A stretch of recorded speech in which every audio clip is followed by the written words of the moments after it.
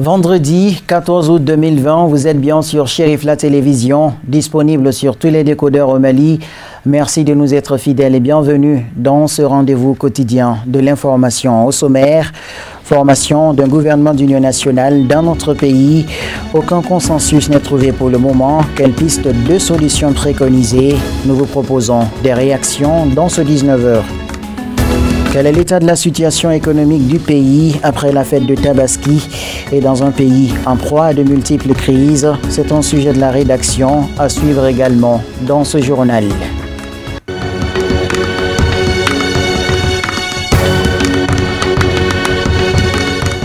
Chérif la télé, vous servir encore et toujours. Chérif la télé, vous servir mieux. Encore une fois de plus, bonsoir. Je vous l'annonçais en titre. Depuis plus de 2 mois, le Mali est plongé dans une crise sociopolitique qui oppose le mouvement du 5 juin, un rassemblement des forces patriotiques, au président de la République, son Excellence Ibrahim Boubacar Keïta. Malgré les pourparlers entre les deux parties, aucun point d'achoppement n'est pour l'heure acquis pour la formation d'un gouvernement d'union nationale. La rédaction a consacré un dossier à ce sujet afin de recueillir des impressions dans cet élément réalisé par Sadio Sidibé Abdoulaye Sogodogo. La survie du Mali est sur toutes les lèvres en ce moment où les climats sociopolitiques se dégradent chaque jour. Pour pallier aux difficultés de l'heure, plusieurs démarches sont enclenchées par la CEDEAO, Communauté économique des États de l'Afrique de l'Ouest, pour désamorcer la crise qui oppose le mouvement du 5 juin, rassemblement des forces patriotiques au président de la République, Ibrahim Boubacar Keïta.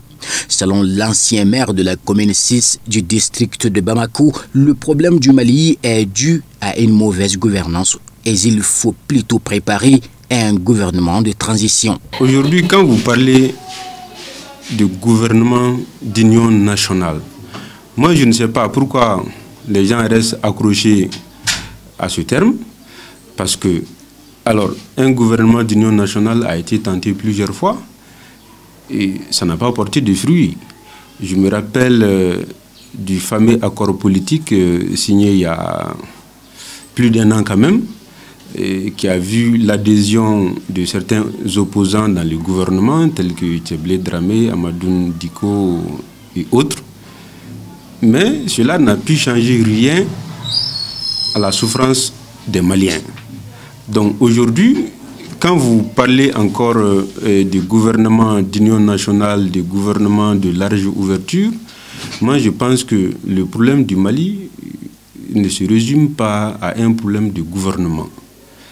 Et le gouvernement a été remanié plusieurs fois. Le gouvernement d'union nationale qui a été lancé depuis très longtemps et que ça n'a pas été mis en place, je dirais tout simplement que cela est dû à l'incompétence du président de la République. Le gouvernement d'union nationale est obligatoire et puis on veut aussi des ministres qui sont à la hauteur. On veut des ministres qui sont décisifs. Aussi des ministres qui sont capables de démissionner. Par rapport au gouvernement d'union nationale, moi je crois qu'il est temps aujourd'hui que le président prenne ses responsabilités, les gens qui sont engagés de travailler avec ces gens-là. Parce que le pays ne saurait être en permanence sous perfusion et sous état d'urgence. Alors aujourd'hui, il est temps que le président de la République prenne ses responsabilités pour mettre un gouvernement en bonne et due forme, soit-il d'union nationale. Bon nombre d'intellectuels estiment que le président de la République doit s'assumer pleinement pour une sortie de crise. Moi, à la place du président, depuis le premier jour où il avait nommé le Premier ministre Boubou Cissé, 3 jours, 4 jours après, moi, j'allais lancer la machine. Maintenant, quitte à ceux qui prennent le vol ou pas. Donc moi, à mon avis, le président, il a été très ouvert et il est temps aujourd'hui qu'il prenne ses responsabilités. Un président qui met son gouvernement restreint sur place en oubliant le ministère de l'Éducation. Vu l'État, nous sommes à l'approche des examens. Un président qui met son gouvernement restreint sur place en oubliant le ministère de la santé. Vu l'actualité, ces deux ministères sont très importants. Le directeur du Centre des études sécuritaires et stratégiques au Mali rappelle les règles fondamentales sur la légitimité de la formation d'un gouvernement d'union nationale. Lorsqu'on regarde le rythme avec lequel la nouvelle équipe gouvernementale au complet peine à se mettre en place, naturellement ça interroge un certain nombre de blocages qui seraient à la fois partageables entre l'ensemble d'acteurs aujourd'hui qui seraient inscrits dans une dynamique conflictuelle, notamment les acteurs du M5 et ceux de la mouvance présidentielle. Fondamentalement, le retard, il est compréhensible, même s'il n'est pas légitime. Elle est loin d'être légitime. Elle est certes légale, cette équipe restreinte gouvernementale, mais elle n'est pas légitime. La légitimité, elle est fondamentale. D'ici là, le chef de mission de la CEDEAO, ancien président de la République fédérale du Nigeria, s'active pour une sortie définitive des crises à travers une série de visites entreprises auprès des forces vives de la nation. Vivement la décrispation du climat sociopolitique. Autre sujet dans cette édition, le secteur économique du pays est fragilisé par la maladie à coronavirus et la crise sociopolitique que traverse le Mali depuis plusieurs mois. Quel est le niveau de reprise des activités commerciales quelques semaines après la fête de Tabaski? Élément de réponse dans ce dossier réalisé par Samaïra Sanogo Samba Traoré. Présent dans son point de vente environ 2 heures, ce commerçant dit de ne pas se plaindre trop quant au démarrage des activités économiques quelques semaines après la fête, malgré le contexte difficile du pays. Un peu plus loin de là se dresse un vendeur de friperies qui ne dit pas le contraire. Les clients se présentent un à un. Bon, le moment de maladie, vraiment, ça n'allait pas. Il n'y avait même pas le marché. Mais maintenant, ça commence à venir petit à petit. Mais à cause de notre mouvement actuel, vraiment ça ne va pas. Même, ça joue très beaucoup sur nous. Parce que chaque fois qu'il y a eu marche, les gens ne viennent pas au marché. Tu vois, non, ça joue beaucoup sur nous vraiment, sincèrement. Après la fête, ça marchait un peu. Les clients venaient un peu. Mais maintenant là, avec la crise là, vraiment, ça ne va pas. C'est la crise qui fait que les clients ne viennent pas. Sinon, les clients venaient un peu.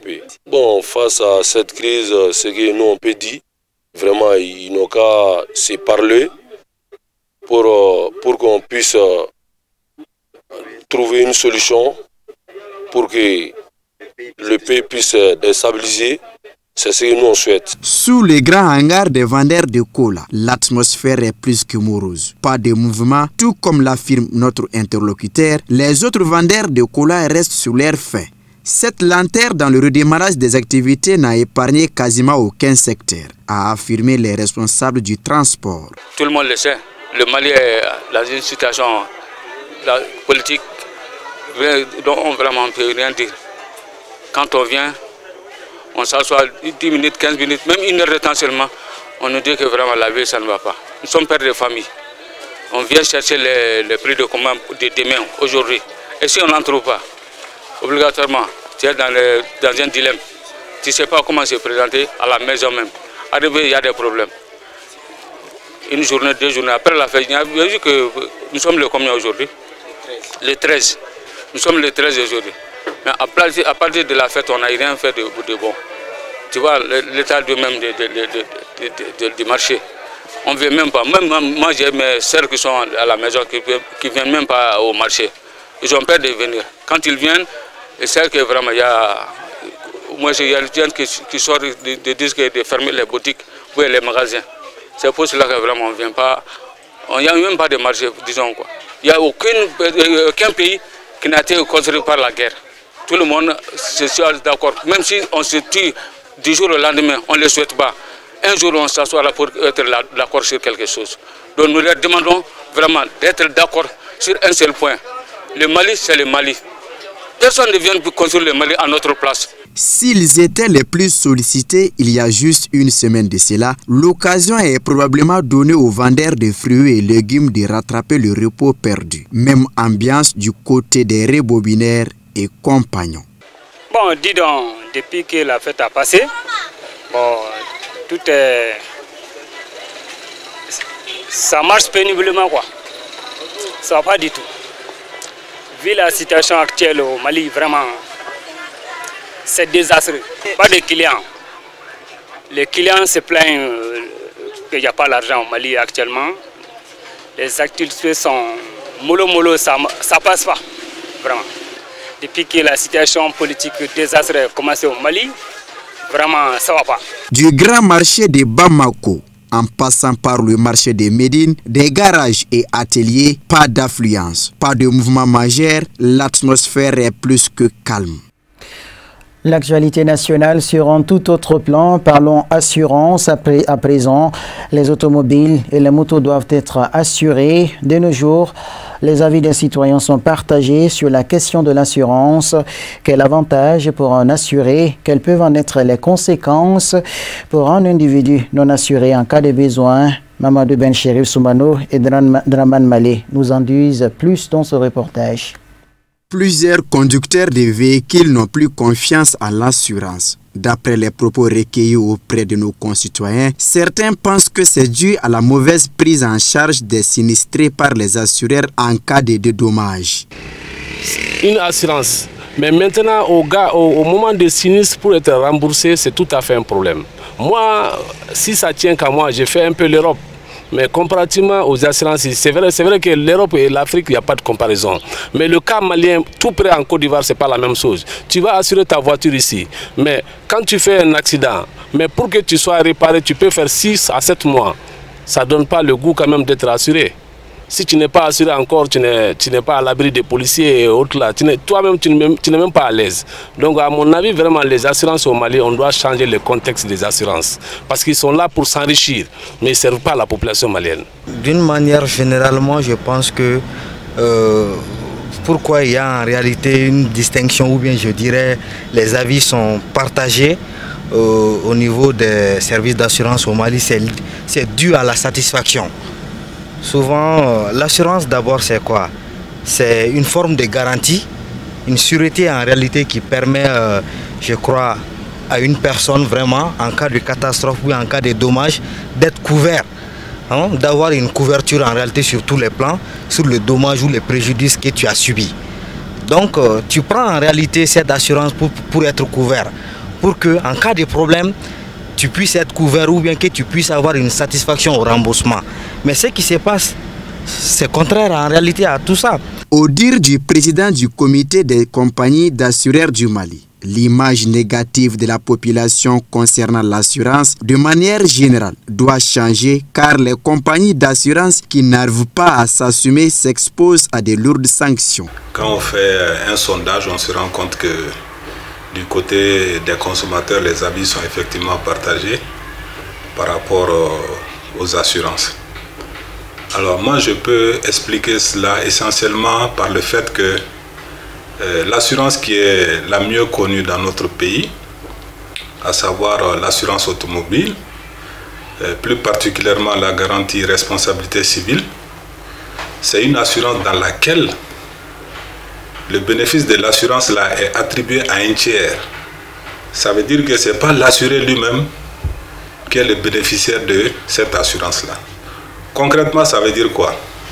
Que quand vous êtes assuré en responsabilité civile automobile, si vous faites un accident, c'est lorsque vous avez tort que votre assurance intervient pour réparer les dégâts causés à autrui. Mais vous-même, les dégâts que votre véhicule subit, vraiment n'est pas assuré. Donc je pense que c'est le mécanisme même de la responsabilité civile qui n'est pas comprise. Parce que beaucoup de plaintes émanent de nos assurés eux-mêmes. Or cette assurance par vocation, en tout cas, ne prend pas en charge les assurés. Donc je pense que fondamentalement l'incompréhension se situe à ce niveau. Mais il est aussi vrai qu'au niveau des assurances, les choses n'ont pas été souvent faites de façon professionnelle. Ça, il faut le reconnaître. Mais ça, c'est de par le passé. Mais au moment où je vous parle, la situation est en train de changer. Pourquoi? Parce que la réglementation se durcit.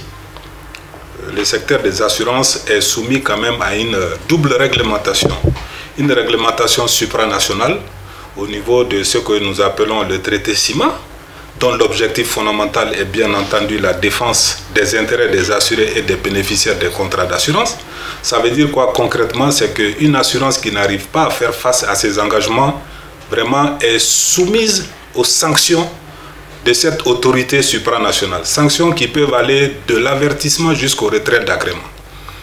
Et deuxième paramètre qui fait que les choses sont en train de changer dans le bon sens, je pense bien, c'est la concurrence. C'est-à-dire c'est la sanction des consommateurs eux-mêmes. Une compagnie d'assurance vraiment dont la qualité des prestations laisse à désirer, il va de soi que l'assuré mécontent, le consommateur mécontent a la possibilité d'aller vers une autre compagnie d'assurance. Rappelons que l'assurance au tiers est obligatoire au Mali. S'assurer, c'est de se mettre à l'abri. Évidemment, nous retrouvons Moussa Fomba pour le tour d'horizon de l'actualité internationale en bref et en images.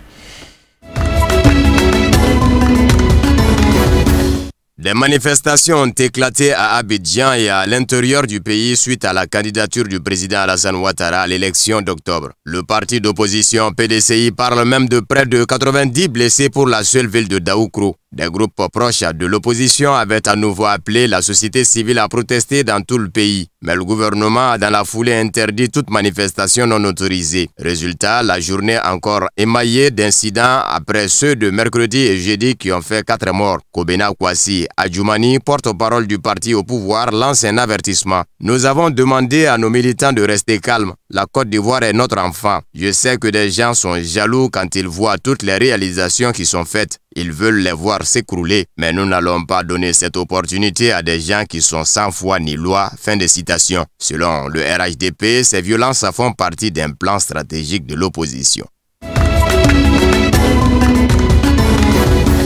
En Libye, depuis plus de 2 mois, un calme relatif domine les lignes de front autour de Sirte Al-Joufra. La zone qui entoure Sirte et Al-Joufra a été définie par l'Égypte et par la Russie comme une ligne rouge à ne pas franchir par la partie adverse, le gouvernement d'union nationale. Depuis le 5 juin, à chaque fois que les forces de Fayez el-Sarraj ont tenté de franchir ces lignes, elles ont été stoppées net dans leur avancée. C'était le cas une nouvelle fois, mercredi 12 août, alors qu'une colonne de véhicules militaires fidèles au GNA avançait vers Sirte. Elle a été visée par les avions de chasse de Khalifa Haftar. Selon une source militaire de l'armée nationale libyenne, des dizaines de véhicules qui s'approchaient ont été anéantis avec les mercenaires qui étaient à bord. La veille, l'ANL a visé un Zodiac en mer. Selon le porte-parole de l'armée nationale libyenne, il transportait 20 mercenaires de différentes nationalités. Il a été détruit après avoir franchi la zone militaire interdite.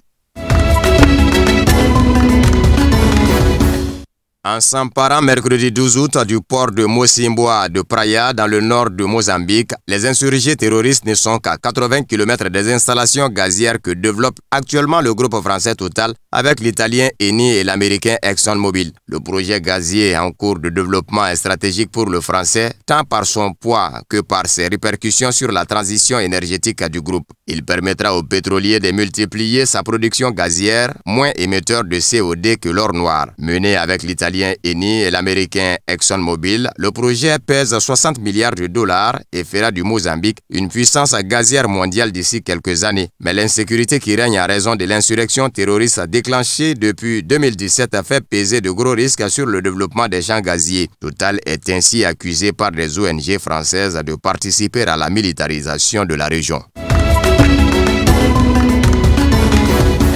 Le gouvernement du Mozambique a finalement réagi aux informations selon lesquelles le nitrate d'ammonium qui a causé une énorme explosion mortelle au Liban au début de ce mois était en route pour le Mozambique. Le navire était parti de Batumi en Géorgie fin septembre 2013 à destination de Beira au Mozambique. Mais en raison de problèmes d'argent, le navire a fait escale dans le port de Beyrouth, la capitale du Liban, pour prendre d'autres cargaisons afin de collecter des fonds. Mais lorsque la cargaison de lourds rouleaux pour la construction des routes a été chargée, les panneaux du pont du navire ont commencé à se déformer, ce qui a causé un retard. Pendant ce retard, les autorités libanaises sont intervenues. Le navire a finalement été saisi le 4 février 2014 en raison de factures impayées totalisant 100 000 $. Quelque temps plus tard, on ne sait pas quand, la cargaison dangereuse du navire a également été retirée, selon le vice-ministre mozambicain de la Justice.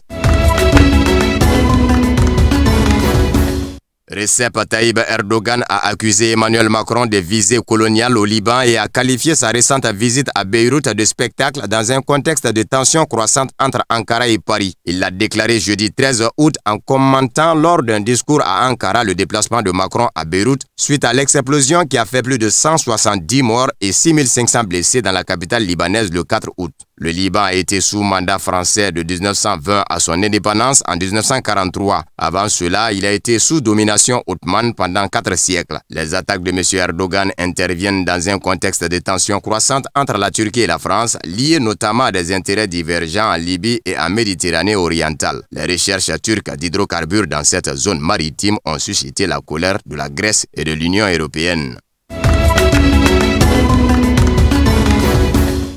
Après l'annonce jeudi de l'accord de paix entre Israël et les Émirats arabes unis, les interprétations divergent sur le projet israélien d'annexion du territoire palestinien. Benjamin Netanyahou assure qu'il n'y a pas renoncé, contrairement à la lecture faite par le prince héritier d'Abu Dhabi. Lors d'un appel entre le président Trump et le premier ministre Netanyahou, un accord a été trouvé pour mettre fin à toute annexion supplémentaire, a affirmé le prince héritier d'Abu Dhabi, Sheikh Mohammed Ben Zayed Al Nahyan. Mais Benjamin Netanyahou n'a pas confirmé. Loin de là, l'annexion de pans de ce territoire palestinien occupé est reportée, mais Israël n'y a pas renoncé. J'ai apporté la paix, je réaliserai l'annexion, a-t-il même proclamé. La formulation a été choisie avec soin par les différentes parties. Pause temporaire, ce n'est pas écarté définitivement, a avancé pour sa part l'ambassadeur américain en Israël, David Freeman.